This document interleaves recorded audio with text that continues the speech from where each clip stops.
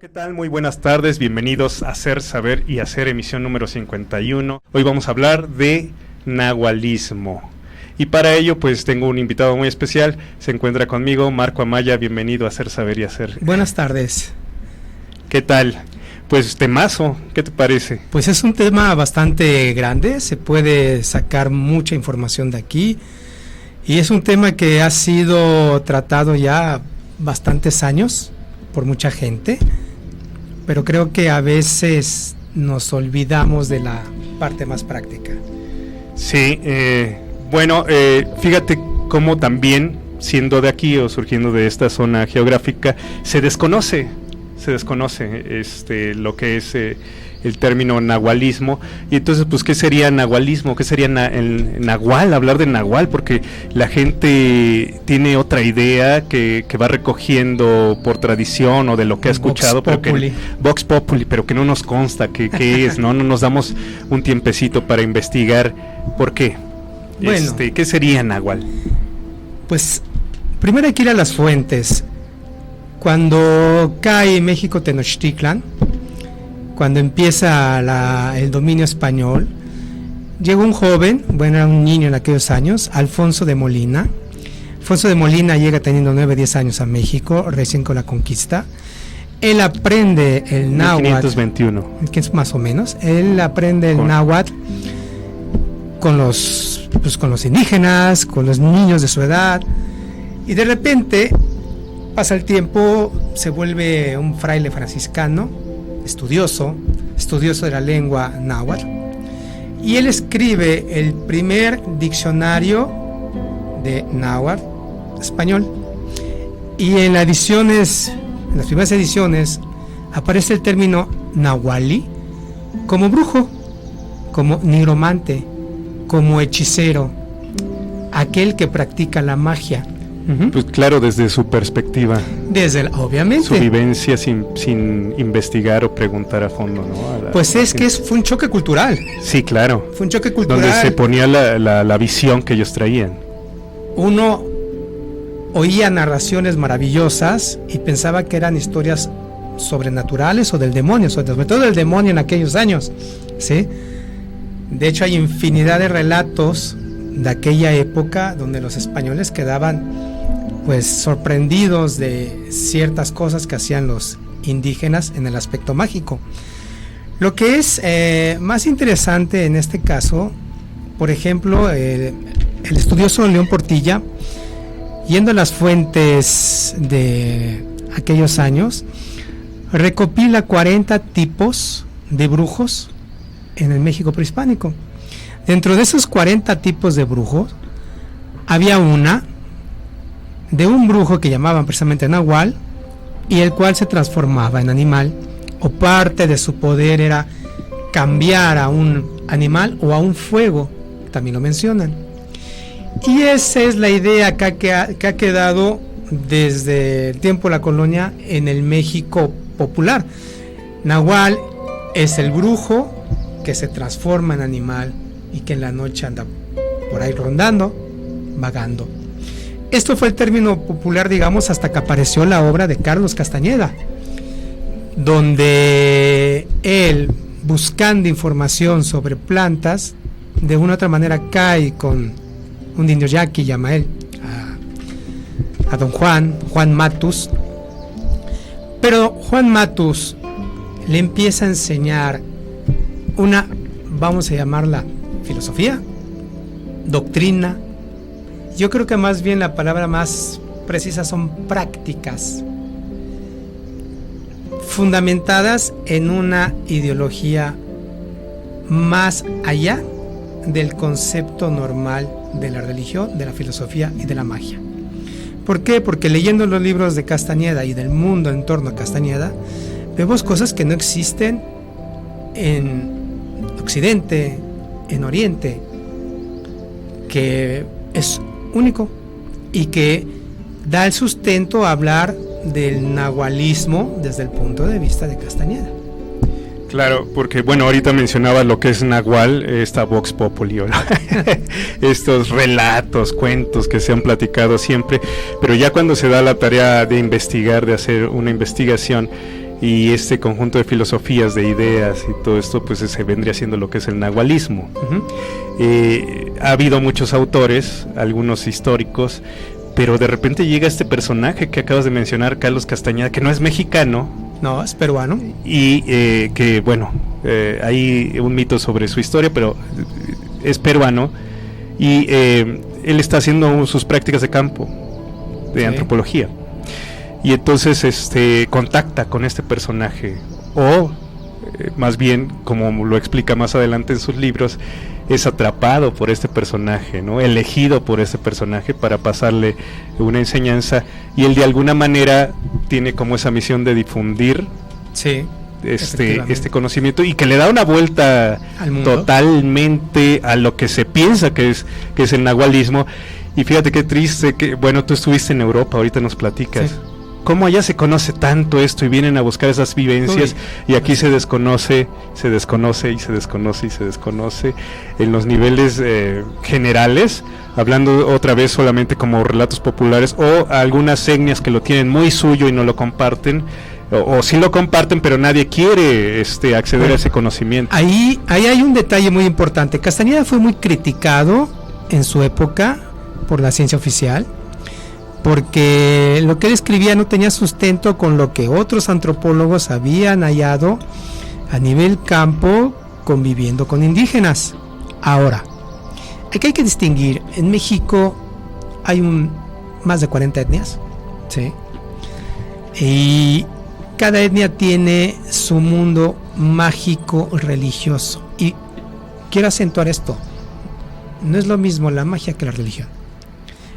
A nivel cosmovisión indígena y sobre todo prehispánico, estaba el nahual, que era brujo, vamos a llamarlo brujo en el concepto occidental, y estaba el sacerdote, que era otro rollo distinto, no era ni lo mismo ni el mismo. Tenía funciones distintas. Eso te habla de prácticas distintas y diferentes, y objetivos distintos y diferentes, y eso queda en el sustrato de la cultura indígena actual en México, porque una cosa es el chamán que dirige la comunidad espiritual de una tribu, el macaramé que lleva a los huicholes a hacer el ritual, el mitote al Real de 14, y otra cosa es el brujo del pueblo, que es granicero, o sea, que hace llover, que es el que echa los augurios, que es el curandero, que es el que habla con las víboras, el víborero, que es el diablero, que se encarga de ciertos trabajos, y otras especificaciones más, que no tienen que ver con el chamán que lleva la religión del pueblo. Entonces, cuando Castañeda da a conocer lo que Don Juan le da como un conocimiento tradicional y milenario, y además él reporta las prácticas de lo que está viviendo, mucha gente lo niega. ¿Por qué? Porque han hecho estudios desde un punto de vista distinto. Mencionaste que existen 40 y tantos tipos de brujos en México. Entonces, decir que nahual es un brujo, ¿es correcto? ¿O es parte de ser nahual es ser brujo? Digamos que el término nahual en su origen era el brujo de cualquier tipo. Era el genérico, ¿no?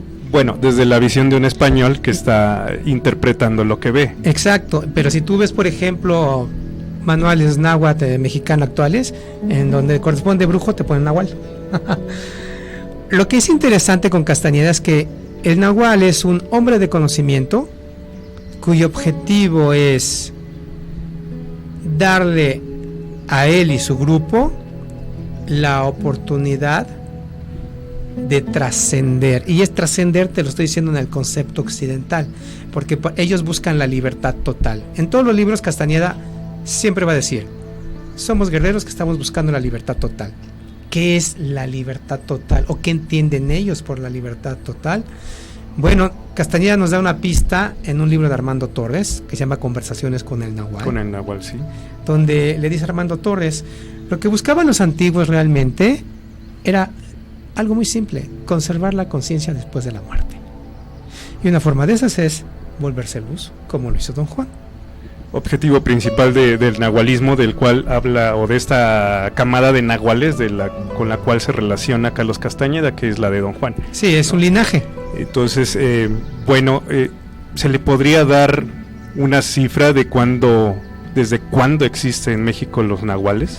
Bueno, Castañeda por mucho tiempo siempre le estuvo preguntando a Don Juan el origen. Don Juan le hablaba de los brujos de la antigüedad, Castañeda. Siempre decía. Siempre decía, es que los brujos de la antigüedad hacían esto, aquello y lo otro. El ensueño lo aprendieron los brujos de la antigüedad y fue algo que continuaron haciendo los brujos nuevos. Y siempre le preguntaba.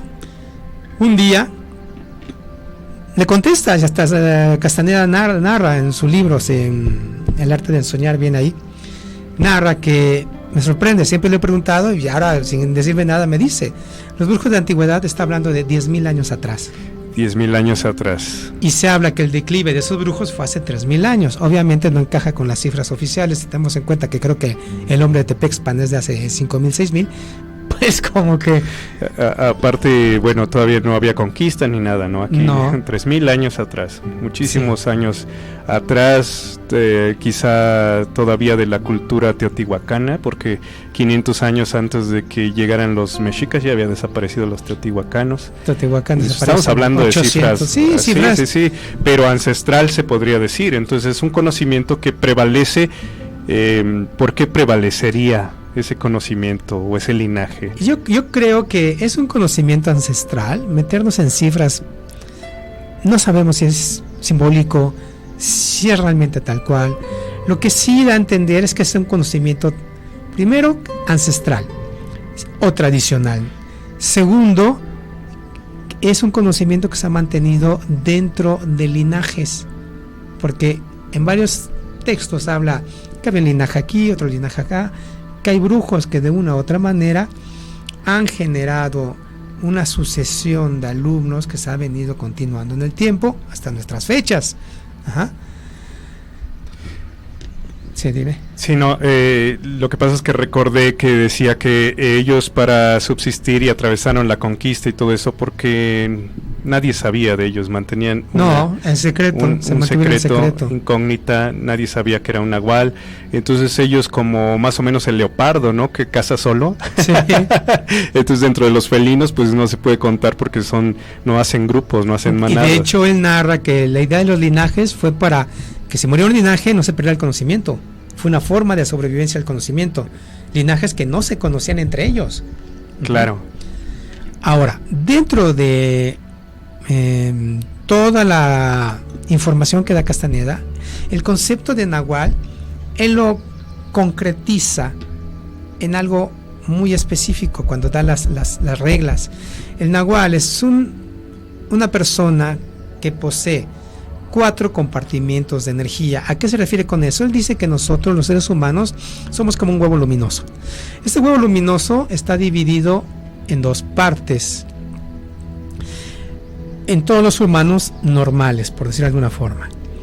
Los nahuales, a diferencia, pueden tener 4 compartimientos, y el término nahual viene de nahui, que es 4, número 4, náhuatl, y hace referencia a eso.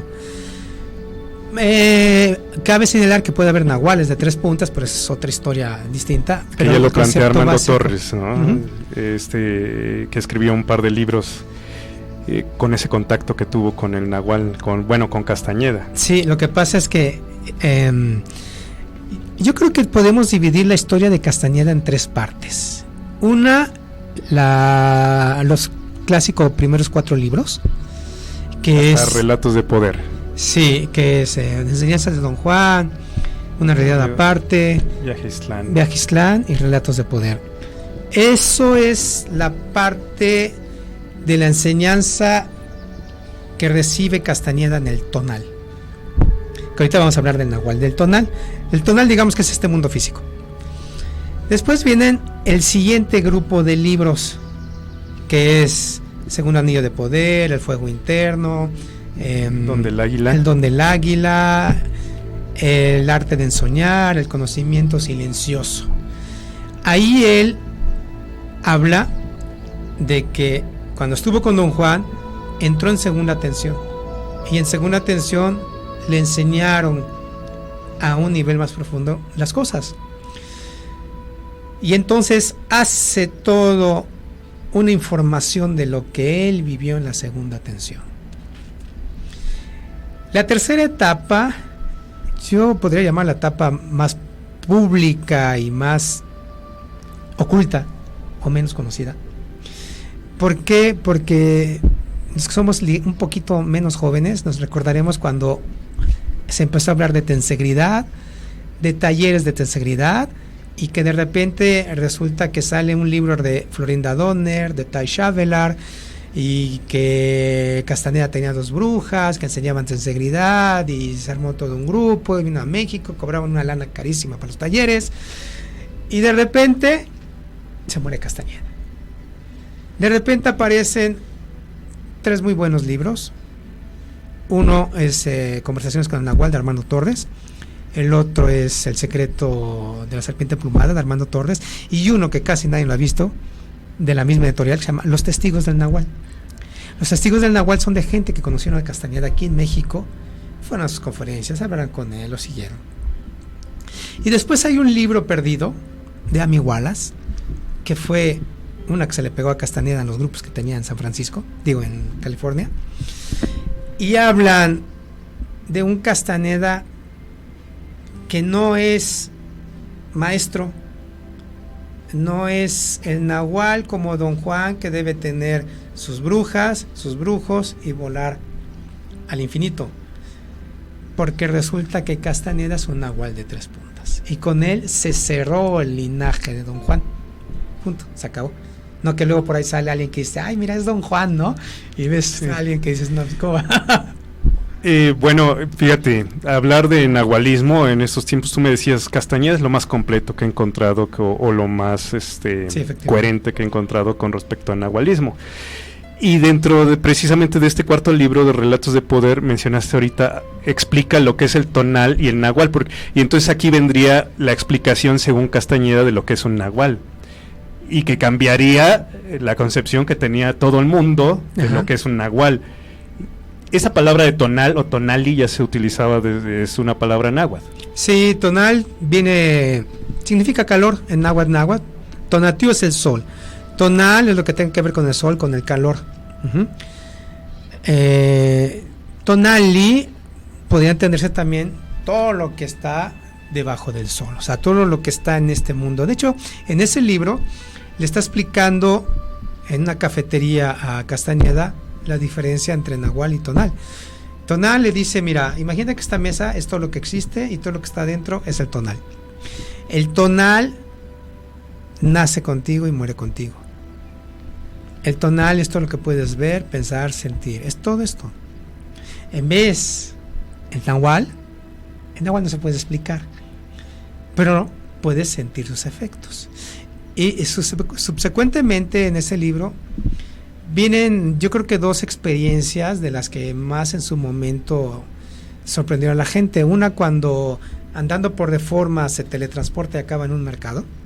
De la Lagunilla. Exacto. El de la Lagunilla, el que se pone los domingos y se come buenísimo ahí, los invito a ir. Sí. Y él no se la cree. Luego lo lleva a una iglesia, o cerca de una iglesia, y le dice, vamos a ver tonales, o sea, los cuerpos de la gente. Y tú me dices qué sientes, qué identificas o qué ves. En una de esas, él percibe algo de la gente y le dice, esa información que te llegó de la persona sin que tú sepas nada de ella, eso te lo dio el nahual.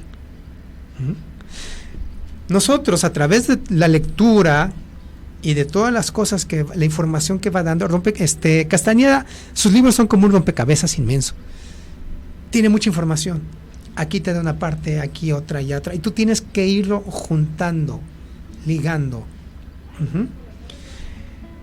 La dualidad nahual-tonal, la gente la ha básicamente reducido a materia-energía, al mundo aquí natural, tangible, visible, invisible, mundo natural y mundo sobrenatural, mundo físico, mundo metafísico.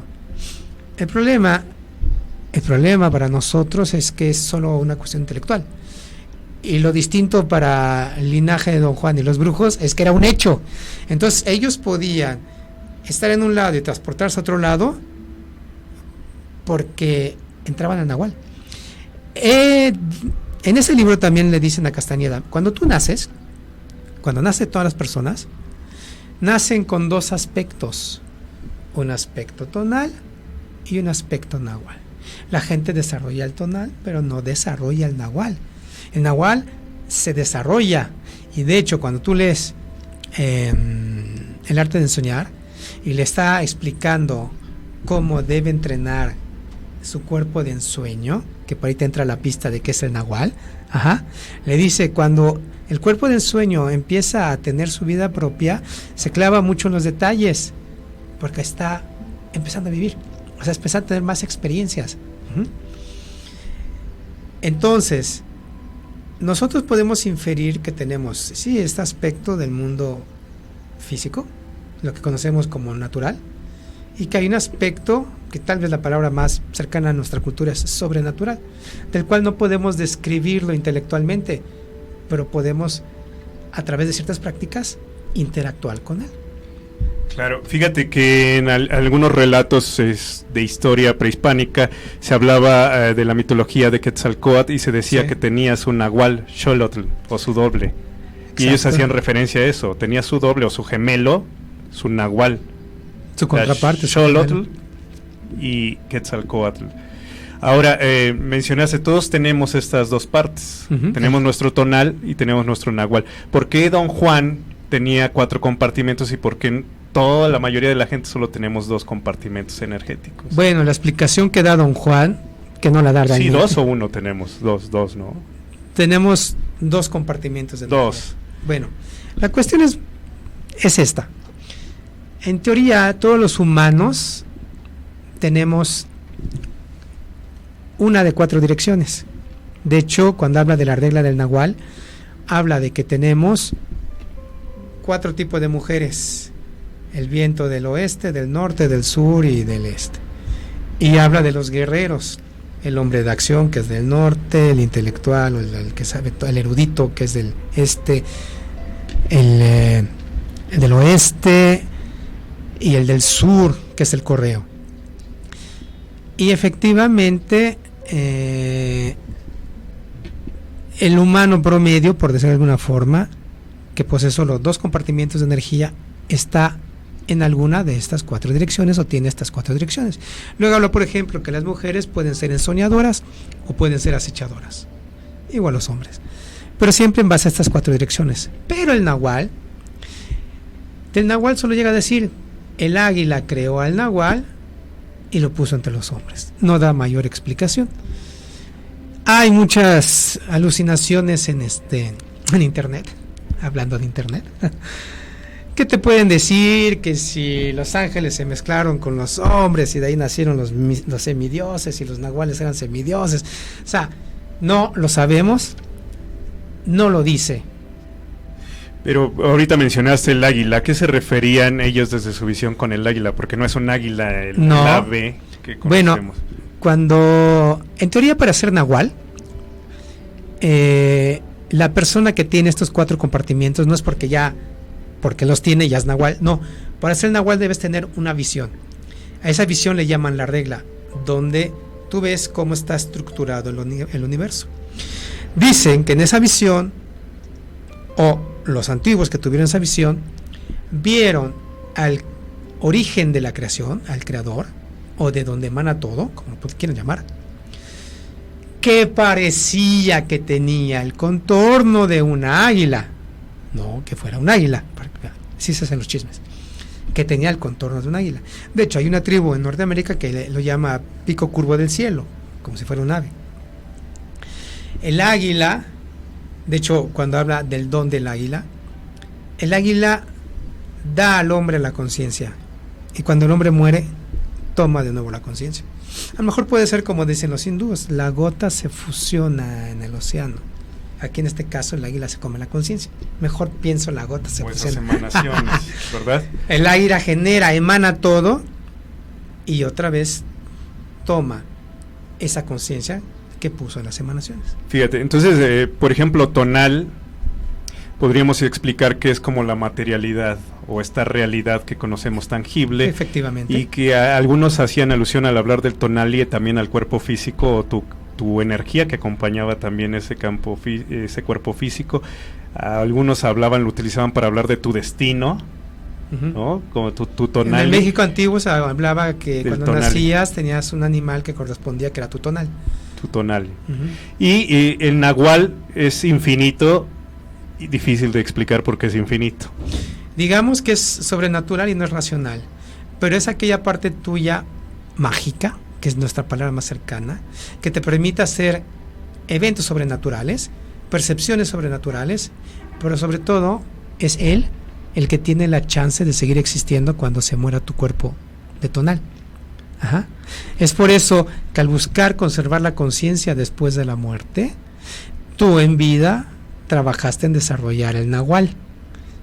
¿Cómo se logra eso? Bueno, pues para eso Castañeda habló de 4 aspectos importantes en sus libros, o digamos los troncos principales, por llamarlo de una forma, que es el ensueño, que es la recapitulación, la contemplación y el acecho. La ensoñación. La ensoñación, el ensueño.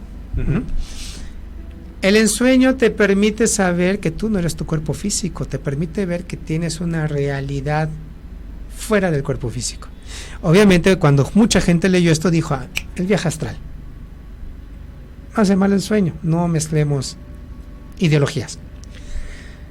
Cuando se habló cuando don Juan habla del silencio interior, de parar el diálogo interno, de observar las cosas, ¿sí? Y ver la energía cómo fluye. Está hablando de una percepción en la contemplación, está hablando de contemplación. La contemplación te permite acrecentar la conciencia, te permite percibir aquello que tu conciencia cotidiana no alcanza a percibir. Cuando te habla del diálogo interno, te dice que tú no puedes percibir porque estás constantemente pensando.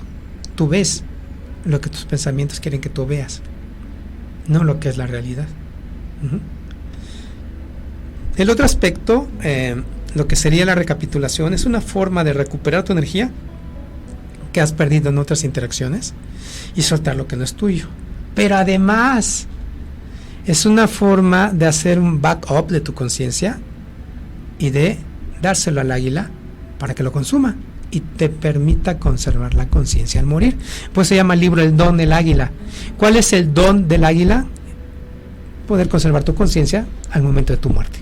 Ese es su don. Y el acecho es la estrategia que tú debes tener en este cochino y recochino mundo para sobrevivir, para perseguir la chuleta, para tener casita, para hacer tus prácticas mágicas, para poder alcanzar tus metas naturales y sobrenaturales. Ok, entonces la contemplación o el estado de contemplación es como parar ese diálogo interno, ese parloteo mental que nos está hablando, llegar a ese punto como de paz, tranquilidad, de no fluido de pensamientos. Más que paz, es a una conciencia acrecentada. Ellos llamaban conciencia acrecentada. De hecho, mira, algo para nuestros radioescuchas, un ejercicio simple de contemplación que se usa mucho en chamanismo. Uno va a escoger un objeto natural, puede ser el pasto, puede ser piedras, puede ser nubes, puede ser un árbol, y le quedas viendo hasta que ya agotes los pensamientos, ¿sí? Es una forma de agotar el pensamiento, de craquearlo, ¿sí? Y en ese momento tú vas a poder ver algo. A veces se ve una aura, a veces se le ve una luz, a veces percibes otras cosas. De hecho, ese lo llamaban el no hacer del ver. Era uno de los no haceres, que es toda una historia con Castañeda, los no haceres. Otra forma muy simple, y esta tiene que ver más con muchas técnicas orientales, es la atención a la respiración. Inhalas, exhalas, y tu atención es solo la respiración. A un cierto punto, tus pensamientos van a dejar de fluir. Y entonces vas a tener una enmarradita de lo que es parar el diálogo interno, lo que es el silencio interior.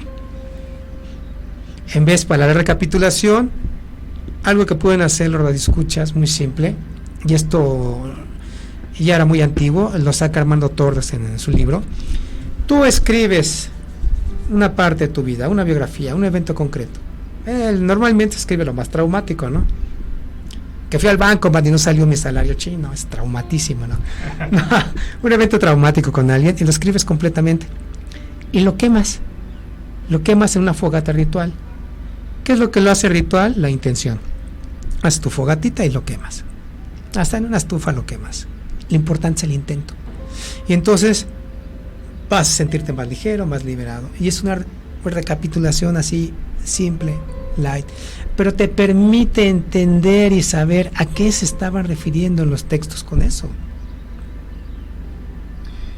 Fíjate, en cuanto a la contemplación que hablabas hace un momento, los niños, cuando observan algo que es nuevo para ellos, digamos que no tienen todavía, no lo están mezclando con información, no tienen estos procesos de parloteo mental, Sí. entonces se quedan clavados viendo algo, ¿no?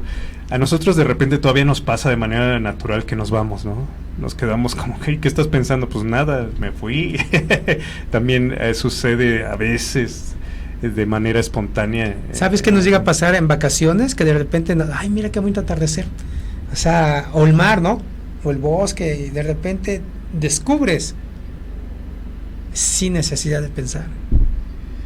Sí, llegas a ese estado. Uh-huh. Y ahora, además de esos 4 aspectos del conocimiento, Castañeda tocó temas muy importantes.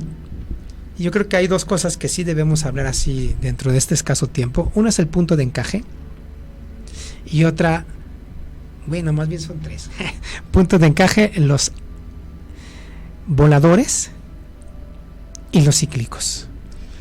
Porque de Castañeda hay mucha información y hay mucha deformación. Por ejemplo, el punto de encaje es que nosotros como huevos luminosos tenemos un circulito con un puntillo en 1 metro atrás de la espalda, arriba del omóplato derecho, y ahí las emanaciones del águila pasan y ese punto lo desnata o lo configura y crea la realidad. Es como un dial. Si se mueve, sintoniza otra realidad. Se mueve en profundo, otra realidad. Ajá. Eso es muy importante. ¿Por qué? Porque te está diciendo, y lo dice don Juan, que la realidad, el mundo, tiene muchas realidades, como capa de cebolla. Uh-huh. Y el hombre es un ser mágico que debería ser un viajero de esas realidades. De hecho, las plantas de poder fue una forma de visitar esas realidades. Por plantas de poder entendemos los psicotrópicos, que es también tema largo. Entonces, el punto de encaje, el Nahual le enseña a los brujos a moverlo. Mover el punto de encaje en profundo lo llama entrar en segunda atención. Puede ser tantititito, puede ser mucho. Entre más se mueve, tienes más chance de ver otras realidades, ver otras cosas. Eso no lo vas a hallar en ninguna otra filosofía, en ninguna otra doctrina y en ninguna otra parte donde se hable de cosas metafísicas en el mundo. El punto de encaje es único y propio de Castañeda.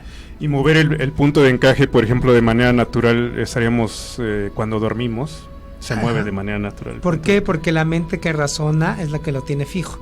Como la razón está desconectada en el ensueño, entonces se mueve. Sí, funciona más el hemisferio, el otro, el derecho. El de la lógica y la razón, ese sí descansa en la noche y el otro está trabajando las 24 horas del día. Entonces, como no hay tanto juicio, tanto parloteo, nos vamos. Te vas a otras realidades, decía Exacto. él. Entonces, la contemplación, la recapitulación, la ensoñación y el acecho es una maestría para aprender a mover el punto de encaje. Ayudan, todas tienen como consecuencia, en conjunto trabajando, mover el punto de encaje. En este caso, en el sueño, cuando dormimos, Se mueve el punto de encaje, pero regresa naturalmente a donde estaba, ¿no? Pues sí, porque ¿Se puede desencajar? El punto de encaje está anclado por las creencias. Uh-huh. De hecho, se desencaja con el silencio. Cuando estás en silencio, para las creencias. De hecho, paras el mundo. De hecho, cuando hablan, don Juan, de perder la forma humana, significa que pierdes las creencias. Y entonces, tu punto de encaje tiene libertad para moverlo. Lo mueves a través de la voluntad. Hay una parte que me encanta del libro de Castañeda, del arte de ensoñar, donde él, en dos renglones, te da una gran verdad de cómo es que podían pasar de un mundo a otro. Utilizaban la atención del ensueño en el mundo físico. Un ejercicio que pueden hacer los radioescuchas es muy simple. Cuando te vas a quedar dormido, vas a ver detenidamente la primera imagen que aparece cuando estás entrando al sueño. Normalmente cuando estamos entrando al sueño vienen imágenes. La primera que aparece, te le quedas viendo y observando, y eso va a desarrollar una atención en el sueño. Entre más atención desarrolles en el sueño, más lucidez y más manejo del ensueño vas a tener. Debe ser esto a tal grado que lo puedas aplicar en el mundo físico. Y cuando aplicas en el mundo físico, como en el ensueño, con la fuerza del ensueño, das el salto a realidad, sí, sin el peyotazo. Ahora, te preguntaba hace rato, nosotros tenemos esa parte del tonal y del nahual. Uh-huh. En este caso, los nahuales que nacen con otra energía, con otros 4 compartimentos, se habla, ¿no? La gente, digamos, ordinaria, nacemos con 2 compartimentos. Uh-huh. Ellos con 4. ¿Por qué nacen especialmente así? Pues yo creo que es una herencia de ellos. ¿Y eso ¿Quién fue el primero? No se sabe. Francamente, no se sabe. No lo dice Castañeda. Aún así, eso es el potencial para que desarrollen su nahual. Sí. O sea, no nacen siendo nahuales, también lo tienen que no. decir. Pero sí nacen con una capacidad y una energía muy especial. Ajá, efectivamente. Y esto de mover el punto de encaje, en los relatos de Castañeda decía que moverlo a voluntad por un nahual los llevaba a tomar la forma de un animal. Ya, sí, de hecho, metamorfosis. De hecho, Castañeda se transforma en cuervo, Armando Torres en perro. Hasta donde yo he podido comprobar, la primera forma para empezar a transformarte en animal es en el ensueño. En el ensueño, tú te transformas en animal. Hasta que puedes realizarlo en el mundo físico. Ahora, el nahual tiene mayor energía y por eso puede ser el líder de los brujos y llevarlos a la libertad. Dentro del estándar del linaje de Castañeda, que siempre puede haber algo más. No lo sabemos. Nosotros estamos hablando en base a esa estructura de la que habla Castañeda. Entonces, nosotros no nos podemos convertir en nahuales como un nahual que nace con esa capacidad, con esa disposición de 4 compartimentos. Y Castañeda propone el camino del guerrero. Camino del guerrero es sacar tu nahual. Aquí vamos a diferenciar el nahual nahual, hombre físico con 4 compartimentos, y el hombre común y corriente que decide ser un guerrero y decide preparar su tonal para poder hacer crecer su nahual y entonces al momento de morir conservar la conciencia. Que esa es la meta principal o el objetivo principal. Esa es la libertad total. La libertad total, objetivo de vida, se podría decir. Para eso están viviendo. Uh-huh. Para crear. Así se preparan.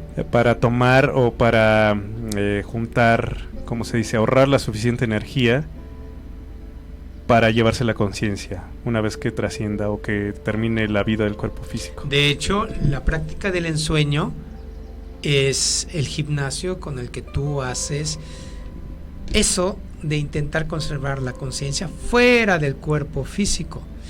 Así de simple. ¿Qué va a pasar cuando te mueras? Bueno, va a pasar exactamente lo mismo que pasa cada noche cuando te duermes. No tienes conciencia cuando te duermes, ay, lástima, pues eso va a estar cuando te mueras. Por eso es el trabajo es de un guerrero. Estás en lucha contigo mismo por obtener la conciencia. Ajá. Porque es muy bonito decir, yo voy a creer en esto y cuando me petateé ya la hice. No.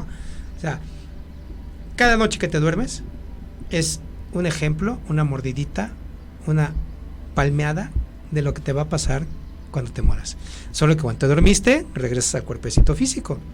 Cuando te petatees, ya no tienes dónde regresar. ¿Qué es el acecho? El acecho es la estrategia, es la astucia, el plan, es la eficacia que tú o que el guerrero hace para obtener sus objetivos en la vida. El guerrero tiene un plan de vida. Ese plan de vida, para materializarlo, lograrlo, crearlo, requiere una estrategia. Y el acecho es las estrategias que tú utilizas para eso. Pues miren, vamos a ver, ahora recapitular, no, retomar, retomar lo que hemos venido abordando el día de hoy. Nahual, pues no es simplemente mitad hombre, mitad animal, que aparece en los pueblitos como para asustar a la gente, robarles sus siembras o cosas así, robarles algo, ¿no? De la bueno, igual y sí, igual pero y sí. Estamos hablando de algo más. Entonces esa es la creencia Vox Populi, como decía. Bueno, me sé dos, tres historias. La historia, el Nahual es un brujo, ¿no? Aguas porque ahí viene el Nahual, te va a llevar. Entonces, el Nahual es un brujo. Esa historia. Y estamos viendo que el nahualismo es toda una filosofía de vida, también se podría decir, y que es bastante complicado porque no tiene que ver con razonamientos o con pensamientos, tratar de definir algo que no tiene definido. Es complicado porque es en base a prácticas que deben crear en ti una forma distinta de ser, pensar y actuar. Ajá. Entonces, bueno, pues ¿cómo cambia ahora el concepto de lo que es el nahual y el nahualismo? Que la gente no le prestaba importancia y que también algo muy importante, no nos damos a la tarea de investigar, de ir más allá. Lo mencionaba hace un rato, tú que estuviste en Europa, hay gente que está interesada en esta bibliografía, en hay estos muchos conceptos. Grupos de gente que busca el conocimiento de Castañeda. Y de hecho, en Rusia, he sabido que en Rusia está lleno de gente. Nada más que hay algo chistoso. Tienen la leyenda urbana de que no existió Don Juan. No, Don Juan sí existió. Ajá. Pues hasta la fecha, hasta que tú me lo comentaste, yo también creía que... Porque obviamente también se le consideraba un mentiroso a Castañeda. Sí. Pero tú me dijiste algo muy importante, no sé si lo recuerdas. A mí no me importa si fue verdad o mentira, él está enseñando cosas muy importantes. Lo importante es practicar lo que te dice, ¿no? Claro. Yo creo que uno puede ver teorías muy bonitas, pero si algo en realidad lo practicas y ves su real efecto, es como cocinar. Tú puedes ver un libro de recetas y decir, muy padres, ¿no? Pero otra cosa es que, a ver, aquí dice que esto se puede hacer con esto, ¿no? Lo preparo.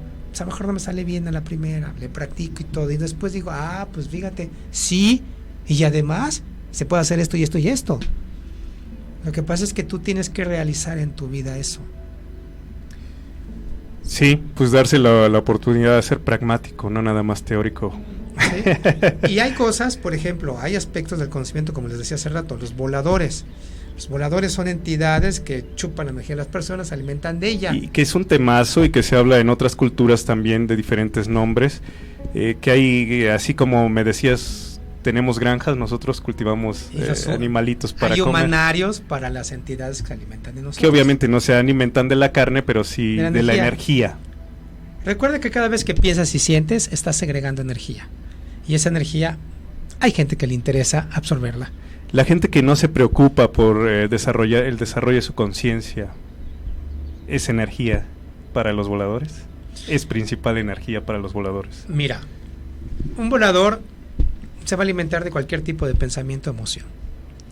Si hay una persona que procura estar en silencio, es difícil que dé eso para alimentar. Pero hay una persona que no tiene conciencia ni control de su mente y está pensando todo el día y su vida es de una emoción en otra, ¿sí? Me enojo porque no pasó la combi, me desespero porque ganó X partido político. Desborde de energías. Pues. Lloro porque perdió el América. Ya, o sea, desborde de emociones. Sí, pues ahí estoy dando. Alimento a los voladores. Ajá, exacto. Es un tema que vale la pena abordarse porque es una realidad. Y se menciona en otras culturas. Yo te pasé un texto. Se menciona en otras culturas, sin embargo, bueno, aunque digamos que todos somos iguales, ¿qué hace la diferencia, no?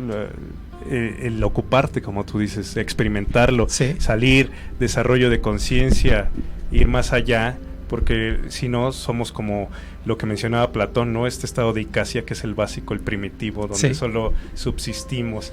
Pues mira qué tema tan interesante. Ojalá que se empezara a hablar más de nahualismo, porque es parte de nuestra cultura. Sí, es muy interesante y sobre todo pues puede dar apoyo a la gente en prácticas que a lo mejor les da mayor sentido a su vida. Solo queda de decir que nahual es más allá de lo que pensábamos, ¿no? Exacto. Que esa palabrita, más allá de alguien mitad de burro, mitad hombre, o mitad perro, mitad hombre, o qué más se decía, ¿no? A mí me gustaría decir que nahual es la magia del México antiguo. La magia del México antiguo. Y bueno, entonces viene una persona que no es mexicano, escribe unos libros donde da bastantes claves y reivindica o retoma o pone en la línea de la filosofía a nivel mundial este tema que es el nahualismo, y que habla de cosas que no se hablan en otras culturas, como el punto de encaje, ¿no? Sí. El punto de encaje, y también da estos trabajos, propone el camino al guerrero. O algo contracorriente, que los cíclicos te habla de que no existe la reencarnación. Pues también, que es otro temazo. Que pero bueno, entonces propone la contemplación, recapitulación, el ensueño y el acecho, que son estas 4 formas que podría elegir o tomar un nahual, ¿no? De alguna camada. Digamos, es su método para enseñar a los brujos. Para llevarlos a desarrollar en sí ese potencial mágico que es la parte nahual de cada uno de nosotros. Y la meta principal, llevarse la conciencia, trascender. Pues que no nos hagan game over cuando nos muramos. Ajá, que no te resetees, ¿no? Que no te resetees, salir de la Matrix. Salir de la Matrix con conciencia. Claro, sin cuerpo físico, pero con conciencia. Pues mira, es un temazo. Muchas gracias por habernos acompañado. ¿Algo que quieras agregar?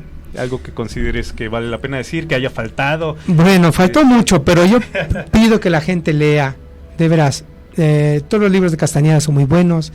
Les recomiendo también Florinda Donner, Taisha Velar, sobre todo Armando Torres, y un libro que se llama Los Testigos del Nahual. Por favor, lean, busquen información.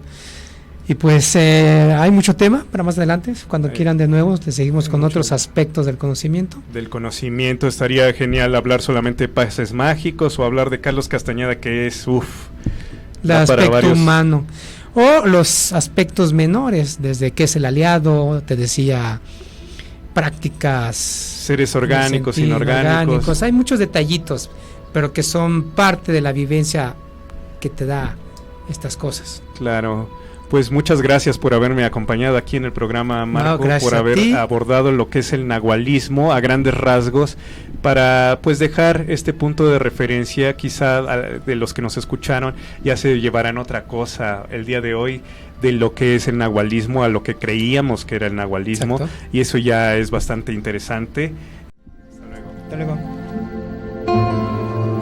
Suscríbete al canal. Da clic en la campanita para que recibas la notificación de nuestro próximo video.